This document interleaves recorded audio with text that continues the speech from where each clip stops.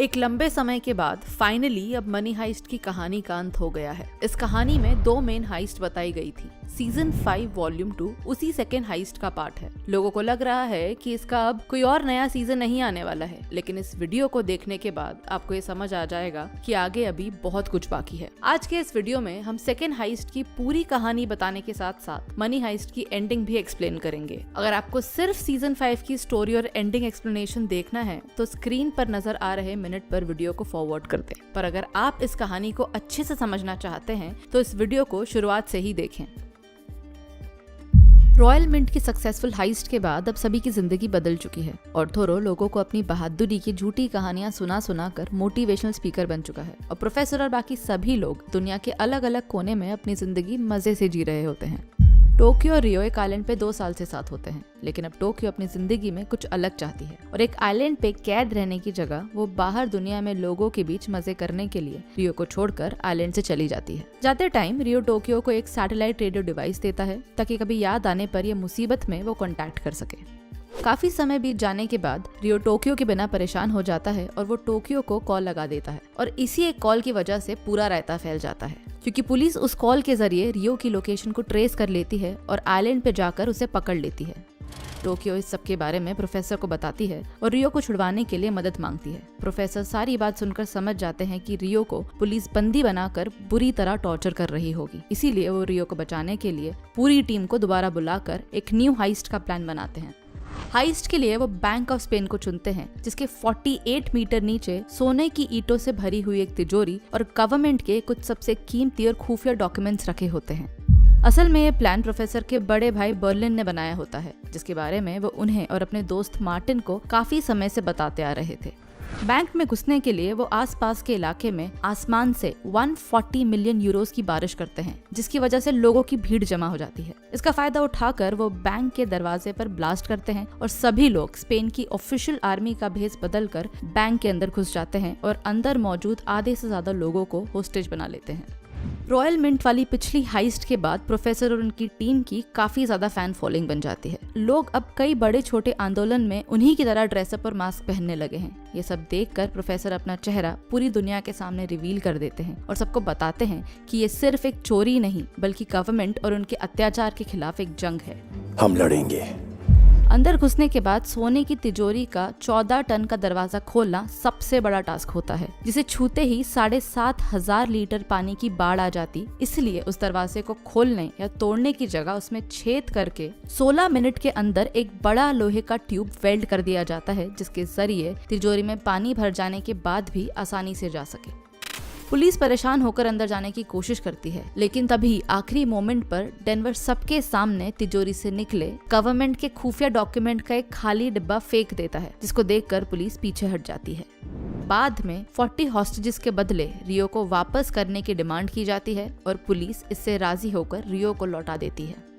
Hostages को रिहा करने के लिए जब बैंक का मेन डोर ओपन होता है, उसी बीच ऑर्थोरो हीरो बनने के लिए तेजी से भागकर बैंक के अंदर घुस जाता है और अंदर जाकर वो दोबारा मोनिका को मैनिपुलेट करने की कोशिश करता है।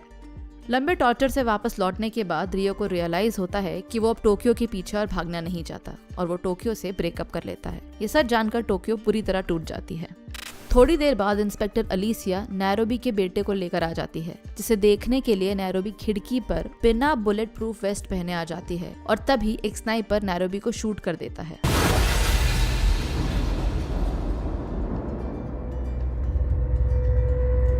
वहीं दूसरी तरफ पुलिस प्रोफेसर और रकेल की लोकेशन ट्रेस करके उन्हें ढूंढ लेती है। पुलिस से बचने के लिए वो दोनों अलग अलग हो जाते हैं, जिसमें रकेल पकड़ी जाती है। फेक शूटआउट करके पुलिस रकेल की झूठी मौत का दिखावा करती है, जिसकी वजह से प्रोफेसर पूरी तरह पगला जाते हैं।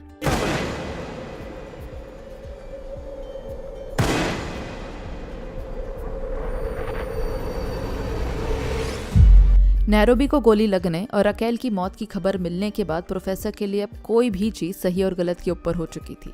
वो पलेर्मो से कहते हैं, it's a war against the government, मुंह तोड़ जवाब दो। पुलिस अपनी पूरी फोर्स के साथ अंदर जाने के लिए आगे बढ़ ही रही होती है और पलेर्मो अंदर से ओपन फायर का ऑर्डर देता है। ये पहली बार था जब प्रोफेसर ने पुलिस को उन्हीं की भाषा में जवाब दिया। पुलिस को इस बात का बिल्कुल भी अंदेशा नहीं होता है कि प्रोफेसर ऐसा कर सकते हैं। वो मिशन अबॉर्ट करके टीम को वापस बुला लेते हैं। वहीं दूसरी तरफ एंजल रकेल को अनऑफिशियली पुलिस टेंट में ले जाता है और वहां अलीसिया उसकी माँ और बेटी की मौत की धमकी देकर उसे तोड़ने की पूरी कोशिश करती है।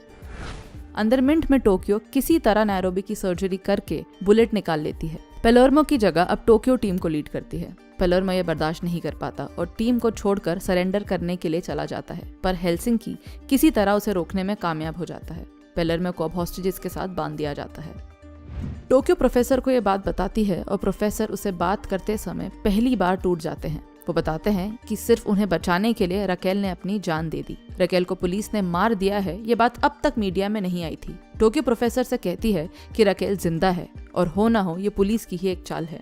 प्रोफेसर इस बात का पता लगाने के लिए मिंट के बाहर जाते हैं और वहाँ उन्हें यकीन हो जाता है कि रकेल अभी भी जिंदा है। वो एक पुलिस ऑफिसर को पैसों का लालच देकर अपना खबरी बना लेते हैं। प्रोफेसर उसके थ्रू रकेल तक ये मैसेज पहुंचाते हैं कि वो उसके साथ है और वो उसे वहां से छुड़ा कर ले जाएंगे। पेलेर्मो टीम से बदला लेने के लिए और वापस लीडर बनने के लिए गवर्नर के मेन सिक्योरिटी इंचार्ज कंदिया को अपनी बोन डिसलोकेट करने को कहता है ताकि वो हथकड़ी खोलकर भाग सके। कंदिया वहां से भागने में कामयाब हो जाता है और एक सीक्रेट जगह पैनिक रूम में चले जाता है जिसका किसी को भी पता नहीं होता। वो एक एक कर पूरी टीम पर हमला करता है। पहले वो नैरोबी पर अटैक करता है, फिर हेलसिंकी पर। दोनों जैसे तैसे बच जाते हैं। नैरोबी को होश आ जाता है और बोगोटा तभी उसे प्रपोज करता है। नैरोबी कहती है कि बाहर जाने के बाद वो दोनों शादी कर लेंगे। टोक्यो कंदिया के भागने के बारे में जैसे ही प्रोफेसर को बताती है, प्रोफेसर के होश उड़ जाते हैं। कंदिया कोई मामूली सिक्योरिटी ऑफिसर नहीं बल्कि एक प्रोफेशनल ब्रूटल किलर होता है। प्रोफेसर ये बात जानते थे। उन्हें समझ आ गया था कि कंदिया मिंट से भागने के लिए नहीं बल्कि उनकी पूरी टीम को मारने के लिए छुप कर बैठा है। वो टोक्यो से पूरी टीम को एक साथ रहने के लिए बोलते हैं और साथ ही ये भी कहते हैं कि अगर वो सामने आए तो उसे मारने से पहले हेजिटेट मत करना, क्योंकि वो नहीं करेगा। वो बात कर ही रहे होते हैं कि तभी कंदिया टोक्यो को बेहोश करके पैनिक रूम में ले जाता है। कंदिया के बारे में प्रोफेसर को बर्लिन ने बताया होता है जब वो इस हाइस्ट को प्लान कर रहा था। प्रोफेसर को पता होता है कि कंदिया बाहर पुलिस से कांटेक्ट करेगा और इससे पहले कि वो ऐसा करे, प्रोफेसर खुद पुलिस से समझौते की बात करते हैं और साथ ही ये भी कहते हैं कि अगर उन्होंने किसी भी तरह का अटैक किया तो वो मीडिया में रकेल की जिंदा होने और अनऑफिशियली कस्टडी में लेने की बात बता देंगे। पुलिस हैरान हो जाती है कि रकेल जिंदा है, ये बात प्रोफेसर को आखिर कैसे पता चली। वो समझौते के लिए मान जाते हैं। कंदिया नैरोबी को बंदी बना लेता है और पूरी टीम मिलकर भी उसका सामना नहीं कर पाती। वो नैरोबी को छोड़ने का वादा करता है पर जाते जाते उसे गोली मार देता है। नैरोबी की मौत से पूरी टीम टूट जाती है। प्रोफेसर को जब इस बात का पता चलता है तो वो नम हो जाते हैं। उस एक पल से उनके अंदर किसी तरह का कोई इमोशन, कोई फीलिंग नहीं बचती। प्रोफेसर रियो का एक वीडियो मीडिया में देते हैं जिसमें वो बताता है कि कैसे पुलिस ने उसे टॉर्चर किया। मीडिया सीएनआई के कर्नल से इस बात की सफाई मांगती है जिसमें वो सारे आरोपों को झूठा बताकर बचने की कोशिश करते हैं, पर तभी प्रोफेसर मीडिया में एक और वीडियो लीक करते हैं जिसमें पुलिस के खिलाफ सारे सबूत होते हैं। प्रोफेसर रकेल की अनऑफिशियल कस्टडी के बारे में भी मीडिया को बता देते हैं और पुलिस की आंखों के सामने से उसे छुड़ा कर लेके जाते हैं। इतना ही नहीं, वो पुलिस के लिए एक ट्रैप बिछाते हैं और उन्हीं की नजरों के सामने रकेल को मिंट के अंदर भेज देते हैं। रकेल को वहां देखकर पूरी टीम में हिम्मत आ जाती है और अब वो सभी नैरोबी के लिए, इंसाफ के लिए एक साथ खड़े होते हैं। फाइनली जब सब कुछ प्लान के मुताबिक हो रहा था तब अचानक सिएरा प्रोफेसर को ट्रेस करके बंदी बना लेती है। फ्लैशबैक में बर्लिन के बेटे के बारे में दिखाया जाता है। बर्लिन उसे अपनी फैमिली हिस्ट्री के बारे में बताता है कि आखिर वो लोग चोर क्यों बने, साथ ही अपनी वाइफ तातियाना से भी मिलवाता है। प्रेजेंट में सिएरा प्रोफेसर से पूछती है कि सोना कहाँ से निकलने वाला है। प्रोफेसर जब अपना मुंह नहीं खोलते तो वो उनके पैर पर गोली मार देती है। दूसरी तरफ इंस्पेक्टर तमायो आर्मी के बेस्ट ऑफिसर सगास्ता को अपनी टीम के साथ बुलाता है ताकि वो बैंक पर हमला कर सके। साथ ही तमायो सिएरा के खिलाफ झूठे सबूत फैब्रिकेट करके मीडिया में ये बोल देता है कि सिएरा प्रोफेसर से मिली हुई है और उसी के कारण पुलिस फोर्स के होते हुए भी रकेल बैंक में जाने में सफल रही। प्रोफेसर रकेल को बताते हैं कि वो पकड़े गए हैं और शायद ये आखिरी बार है जब वो बात कर रहे हैं। वो एक एक करके अपनी पूरी टीम से माफी मांगते हैं। रकेल हॉस्टेजेस के साथ बैंक से बाहर निकलती है और शांति और सुलह की मांग करती है, पर तमाया से बात करते वक्त उसे पता चलता है कि सिएरा अब पुलिस के लिए काम नहीं करती और पुलिस को अभी तक प्रोफेसर के अरेस्ट होने के बारे में कुछ भी नहीं पता है और बस इसी चीज का फायदा उठाकर वो पुलिस से कहती है कि वो गांधिया को छोड़ देंगे ताकि टीम और प्रोफेसर दोनों को थोड़ा और समय मिल सके। सगास्ता तमायो से कहता है कि उसकी प्रायोरिटी अब हॉस्टेजेस को बचाना नहीं बल्कि चोरों को खत्म करना है और तमायो इस बात के लिए राजी भी हो जाता है। गवर्नर को ये बात समझ आ जाती है कि अगर आर्मी अंदर आई तो कोई भी जिंदा नहीं बचेगा। इसका पता चलते ही ऑर्थोरो टीम पर हमला कर देता है और कुछ हॉस्टेजेस के साथ भागकर वॉल्ट में घुस जाता है। इस सबके बीच डेनवर के हाथ में गोली लग जाती है। आर्मी हमला करने के लिए अंदर जाने ही वाली होती है जब मोनिका रकेल के कहने पर गांदिया को तुरंत रिहा कर देती है। ऑर्थोरो को रोकने के लिए मोनिका उस पर गोली चला देती है। गवर्नर की हथकड़ी में माइक्रोफोन लगाकर ऑर्थोरो को उनके साथ बैंक से बाहर निकाल दिया जाता है। तमायो गवर्नर से कहता है कि ऑर्थोरो के मरने में उनका फायदा है ताकि लोगों की नजर में प्रोफेसर और बाकी लोग गुनहगार हो जाएं और अपना सपोर्ट विड्रॉ कर लें। सिएरा का वाटर ट्यूब ब्रेक हो जाता है और प्रोफेसर की मदद लेने के अलावा उसके पास कोई और ऑप्शन नहीं बचता। प्रोफेसर उसकी डिलीवरी करते हैं। वहाँ बैंक में सागास्ता अपनी टीम और गांदिया के साथ बैंक की छत पर पहुंच जाता है और अंदर घुसने के लिए एक धमाका कर देता है, जिसके कारण हेलसिंकी एक बड़े से पत्थर के नीचे फंस जाता है। प्रोफेसर तुरंत पेलर्मो और रकेल से कांटेक्ट करते हैं और टीम को 2 हिस्सों में बांट देते हैं ताकि आर्मी को दोनों तरफ से घेर सकें। प्रोफेसर तमायो को पर्सनल कॉल करते हैं और बोलते हैं कि अगर उसने अंदर कोई और बैकअप टीम भेजी या कोई दूसरा हमला किया तो वो मीडिया को ये बता देंगे कि उसने सिएरा के खिलाफ झूठे सबूत बनाकर उसे फंसाया और साथ ही गवर्नमेंट से की गई उसकी बातचीत जिसमें वो ऑर्थोरो को मारने की बात करता है वो भी लीक कर देंगे। तमायो खुद को बचाने के लिए सागास्ता को बिना बैकअप के लड़ने को कहता है। रकेल और बाकी लोग आर्मी को आगे से रोक रहे होते हैं और जैसे कि प्रोफेसर ने कहा था, टोक्यो, डेनवर और मनीला आर्मी पर पीछे से हमला करके उन्हें चारों तरफ से घेर लेते हैं। सागास्ता सरेंडर करने का नाटक करता है और धोखे से टोक्यो, डेनवर और मनीला पर हमला करके उन्हें टीम से अलग करके फंसा देता है। गांदिया गेट बंद कर देता है जिससे बाकी सभी लोग बाहर हो जाएं और उनकी मदद नहीं कर पाए।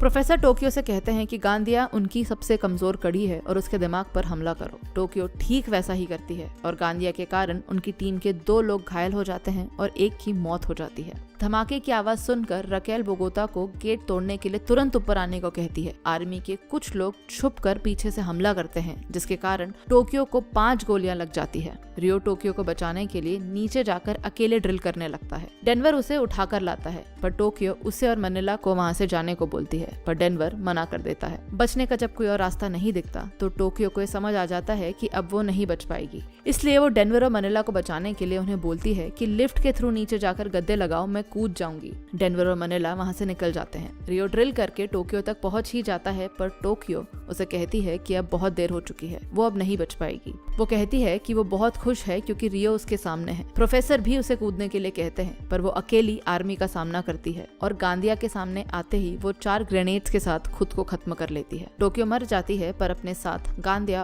और पूरी आर्मी को ऑलमोस्ट खत्म कर देती है। प्रोफेसर, रियो और पूरी टीम उसकी मौत से टूट जाती है। सागास्ता और उसकी टीम के अब सिर्फ 2 मेंबर्स बचते हैं जिनमें से एक को वो छुप कर रहने को कहता है। पलेर्मो गेट खोलकर अंदर आ जाता है और सागास्ता अपने एक मेंबर के साथ खुद को सरेंडर करवा देता है। उधर प्रोफेसर की नजर हटते ही सिएरा अपनी बेटी के साथ प्रोफेसर की कार से भाग जाती है। प्रोफेसर उसका पीछा करते हैं पर वो उन्हें बंदी बनाकर तमायो के घर पहुंच जाती है। वो तमायो से कहती है कि प्रोफेसर उसके पास है। वो नेगोशिएट कर ही रही होती है कि तमायो पूरी आर्मी को वहां बुला लेता है। किसी तरह प्रोफेसर कार से भागने में कामयाब हो जाते हैं और साथ ही सिएरा की भी मदद करते हैं। उसे रियलाइज होता है कि प्रोफेसर सही हैं और वो उनके साथ हो जाती है। अंदर बैंक में सागास्ता के एक टीम मेंबर छुपकर अपना काम कर रही होती है तो वहीं दूसरी ओर प्रोफेसर से कांटेक्ट टूटने के कारण पलेर्मो बेंजामिन से कांटेक्ट करता है और बैंक से सोना बाहर निकालने का काम शुरू कर देता है। सोने का पहला लॉट ट्रांसफर होते ही पूरी टीम की जान में जान आ जाती है, जैसे कोई जंग जीत ली हो। प्रोफेसर बेंजामिन को कांटेक्ट करते हैं और उन्हें और सिएरा को वहां से छुड़वाने के लिए बोलते हैं। बेंजामिन मार्सिलिया के साथ मिलकर आर्मी की नाक के नीचे से दोनों को छुड़वा कर ले जाता है। प्रोफेसर वापस आकर सोने को अपने सामने देखकर विश्वास नहीं कर पाते और दंग रह जाते हैं। पुलिस को उधर पता चल जाता है कि अंडरग्राउंड पाइपलाइन के थ्रू बैंक के अंदर से कहीं बाहर सोना भेजा जा रहा है और इस बात से उनके होश उड़ जाते हैं। वो अपनी पूरी टीम को जहाँ जहाँ पाइपलाइंस जा रही है वहाँ सोना ढूंढने के लिए भेजते हैं। फ्लैशबैक में बर्लिन से उसकी वाइफ तातियाना डिवोर्स मांगती है। बर्लिन को पता चलता है कि उसकी वजह कोई और नहीं बल्कि उसका अपना बेटा है जिससे वो प्यार करने लगी है। एक तरफ बैंक में टीम अपनी जीत सेलिब्रेट कर रही होती है और दूसरी ओर पुलिस सोने की तलाश। कोई सोच भी नहीं रहा होता है और अचानक पुलिस प्रोफेसर को ढूंढ लेती है। 15-20 मिनट तक उनकी गाड़ी एक जगह पर खड़ी रहती है और तभी प्रोफेसर को डाउट होता है कि आखिर पुलिस उन्हें लेकर क्यों नहीं जा रही। तभी उन्हें बर्लिन की एक बात याद आती है कि क्यों पुलिस कितनी भी कोशिश कर ले उन्हें नहीं ढूंढ सकती। वो समझ जाते हैं कि किसी ने पुलिस के भेस में उन्हें बेवकूफ बनाकर उनका सारा सोना चुरा लिया है। उस एक पल में प्रोफेसर को लगता है जैसे सब कुछ खत्म हो गया है और ऐसी सिचुएशन में सिर्फ 2 ही ऑप्शंस बचते हैं, एक अपनी हार मान लेना, दूसरी लड़ना। प्रोफेसर ने उस वक्त लड़ना चूज किया। जिस ट्रक में सोना ले जाया गया था, प्रोफेसर उसके जीपीएस के थ्रू उसका लोकेशन ट्रेस करते हैं और उसके पीछे निकल जाते हैं। प्रोफेसर लिस्बन को बताते हैं कि सोना चोरी हो चुका है। वो ट्रक तक तो पहुंच जाते हैं पर वहां उन्हें खाली ट्रक्स मिलते हैं। सोना तब तक गायब हो चुका होता है। पेलर्मो प्रोफेसर से बोलते हैं कि एक ही इंसान है जो ऐसा कर सकता है, जिसे टीम के अलावा प्लान पता था, और वो है बर्लिन की एक्स वाइफ और उसका बेटा। सीसीटीवी फुटेजेस चेक करने के बाद प्रोफेसर सियारा से कहते हैं कि वो शहर छोड़कर भाग नहीं रहे, बल्कि उन्होंने इसी शहर में सोना छुपाया है। बैंक में सागास्ता की टीम की छुपी हुई मेंबर फाइनली अपना मिशन पूरा कर चुकी होती है। दरअसल वो वेंटिलेशन ट्यूब्स के जरिए बैंक के अंदर आने वाले 3 मेन रास्ते, मेन एंट्रेंस, लोडिंग डॉक्स और लार्ज विंडोज पर लगे सभी बॉम्ब्स को डिफ्यूज कर देती है। इतना ही नहीं, वो सागास्ता को भी छुड़ा लेती है। आर्मी तुरंत बैंक के अंदर आ जाती है, एक एक करके सभी को पकड़ लेती है। तमायो बैंक के अंदर जाकर प्रोफेसर को बताता है कि अब उसका खेल खत्म हो चुका है। वो प्रोफेसर से कहता है कि जहां मुमकिन हो सके छुप जाए, क्योंकि अब वो उसे कहीं से भी ढूंढ निकाल लेगा। प्रोफेसर उसे बोलते हैं कि उसकी जरूरत नहीं पड़ेगी, वो खुद बैंक के अंदर अपनी टीम के पास आ रहे हैं। प्रोफेसर सियारा से उनकी जगह सोना ढूंढने को कहते हैं। सियारा को ये काम नामुमकिन सा लगता है। प्रोफेसर उसे याद दिलाते हैं कि अगर कोई है जो ऐसा कर सकता है तो वो सिर्फ सियारा ही है, क्योंकि एक वो ही थी जिसने professor most wanted man of Spain को ढूंढ निकाला था। सियारा को एक चिट्ठी देते हैं और वक्त आने पर उसे इस्तेमाल करने को कहते हैं और सीधा बैंक के अंदर चले जाते हैं। पर अंदर जाने से पहले वो शकीर को एक आखिरी काम करने को कहते हैं, सबके सामने सच लेकर आने को। तुरंत मीडिया पर बैंक के अंदर का पहला वीडियो वायरल होने लगता है, जिसमें बताया जाता है कि आखिर बैंक में सोना चुराया कैसे गया। ये देखकर तमायो समझ जाता है कि प्रोफेसर ने इस एक खबर से स्पेन में फाइनेंशियल क्राइसिस पैदा कर दी है। तमायो तब भी प्रोफेसर को बोलता है कि उसे इस बात से कोई फर्क नहीं पड़ता। ये देखकर कि सरकार को इस बात से फर्क नहीं पड़ रहा, डेनवर अपना आपा खो देता है। रकेल उससे कहती है कि वो अपना मुंह नहीं खोले। पुलिस डेनवर को सोने की जानकारी के बदले उसकी और मोनिका की रिहाई का वादा करती है, पर डेनवर सिर्फ उनका वक्त खराब करता है और उन्हें कुछ भी नहीं बताता। फ्लैशबैक में प्रोफेसर और बर्लिन के बेटे को बताते हैं कि कैसे उनके पिता को पुलिस ने बैंक ऑफ स्पेन के सामने मार दिया था और लाइफ में चाहे जो भी हो वो सब एक फैमिली है। प्रेजेंट में सियरा सोना ढूंढ निकालती है और बर्लिन के बेटे को प्रोफेसर की चिट्ठी दे देती है। गवर्नर तमायो से कहते हैं कि वीडियो वायरल होने के कारण 3 घंटों के अंदर स्टॉक मार्केट में 14% की गिरावट आ चुकी है, पर ये क्राइसिस कल सुबह जो होने वाला है उसके सामने कुछ भी नहीं है। तमायो को अपनी हार सामने नजर आती है और वो ये सहन नहीं कर पाता। वो प्रोफेसर को तोड़ने की कोशिश करता है ताकि वो सोने का पता बता दे, पर प्रोफेसर उसे कहते हैं कि इस खेल में या तो वो दोनों जीतेंगे या दोनों हारेंगे। वो उसे कहते हैं कि अगर उसने उन्हें मार भी दिया तो सोना उसे कभी नहीं मिलेगा और ऐसे में देश बर्बाद हो जाएगा, चारों तरफ बेरोजगारी हो जाएगी और देश का पूरी तरह दिवालिया निकल जाएगा। वो उसे कहते हैं कि उसके पास आज एक मौका है हीरो बनने का, सोना वापस देश में लाने का, प्रोफेसर और उनकी टीम की रिहाई, जिसके बदले वो देश का सारा सोना वापस कर देंगे।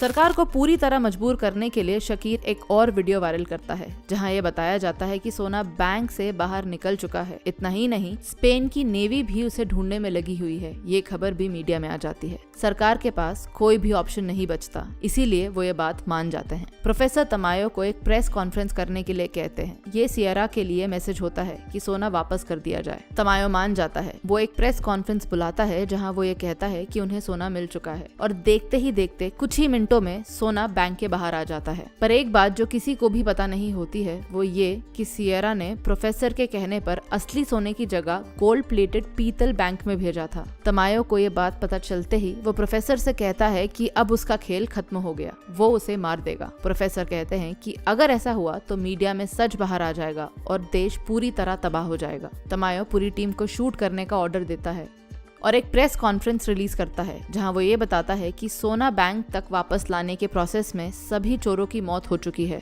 सिर्फ डेनवर जिंदा बचा है जो कि अभी पुलिस कस्टडी में है। एक एक करके सभी की बॉडीज को बैंक से बाहर निकाला जाता है। प्रोफेसर की मरने की खबर से वहाँ मौजूद हजारों लोग टूट जाते हैं, पर सच कुछ और ही होता है। ये सिर्फ दुनिया को दिखाने के लिए किया जाता है, असल में वो सब जिंदा होते हैं। प्रोफेसर के प्लान के मुताबिक उनका मरना दुनिया के सामने जरूरी था ताकि आने वाली जिंदगी वो आजादी से जी सकें। स्पेन की गवर्नमेंट उनके नए डॉक्यूमेंट्स के साथ उन्हें सबकी नजरों से छुपाकर फाइनली रिहा कर देती है। सियरा असली सोना प्रोफेसर तक पहुंचा देती है और इस तरह इस हाइस्ट का अंत हो जाता है सभी की आजादी के साथ। मनी हाइस्ट चाहे खत्म हो गया हो, पर फैंस के लिए गुड न्यूज ये है कि क्रिएटर्स ने ये अनाउंस किया है कि सीरीज के one of the favourite characters Berlin के ऊपर वो एक सीरीज जल्द ही बनाने वाले हैं।